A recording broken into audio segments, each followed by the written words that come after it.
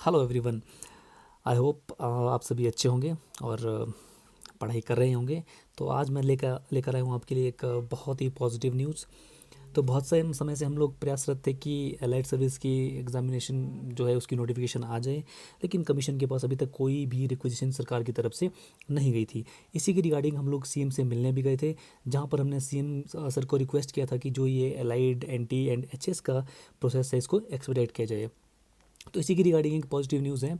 हुआ ये था कि जो हमारा ईटीआई जिसे एएसटीईओ ऑफिशियली और जिसे हम ईटीआई कहते हैं, इसकी कुछ वैकेंसी थी जो कैबिनेट से पास थी, लेकिन गवर्नमेंट उसकी रिक्वेजिशन कमीशन नहीं भेज रही थी। तो अभी पहले हुआ ये कि पहले गवर्नमेंट ने रिक्वेजिशन भेजी किसको, गवर्नमेंट से रिक्वेजिशन गई कमीशन। लेकिन जैसे ही कमीशन रिक्वेजिशन पहुंची, इसमें कुछ रूल्स थे जो मिसिंग थे। आरएनपी जो रूल्स होते हैं वो मिसिंग थे। इसीलिए कमीशन ने इसको वापस गवर्नमेंट के पास भेज दिया कि गवर्नमेंट ये जो भी रिक्वेजिशन भेज रही है इसके साथ रूल्स को भी अटैच कर कर भेजें, क्योंकि बाद में नहीं तो लिटिगेशन का काम कमीशन को करना होता है। तो इसके बाद गवर्नमेंट ने अब जो डिपार्टमेंट था पर्टिकुलरली, उस डिपार्टमेंट ने आरएनपी रूल्स के साथ ये नोटिफिकेशन वापस से कमीशन को भेज दी है। तो इसमें 42 पोस्ट है। तो आप मान के चल सकते हैं कि अराउंड मतलब मोर देन 25 और अराउंड 25 पोस्ट जो है वो आपकी इसमें अनरिजर्व कैटेगरी से रहने वाली है। बाकी रिस्पेक्टिव ब्रेकडाउन रहेगा, उसके बारे में अभी हमें आइडिया नहीं है कि वो जो भी ब्रेकडाउन है। तो अब आगे का प्रोसीजर क्या है उस पर बात करते हैं। आगे ये होने वाला है कि अब कमीशन की तरफ से हर डिपार्टमेंट को एक लेटर जाएगा।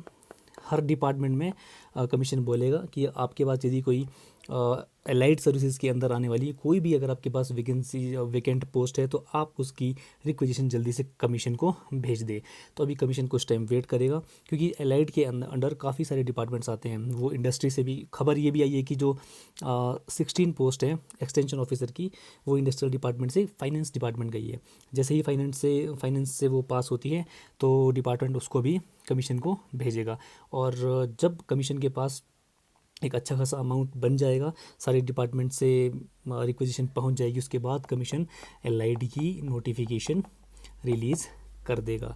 तो दोस्तों पॉजिटिव न्यूज़ आपके लिए ये है कि अब कमीशन के पास रिक्वेजिशन पहुंच चुकी है, तो 100% एग्ज़ाम आपका कंडक्ट होगा और गवर्नमेंट अब एग्ज़ाम कंडक्ट करवाने के मूड में है।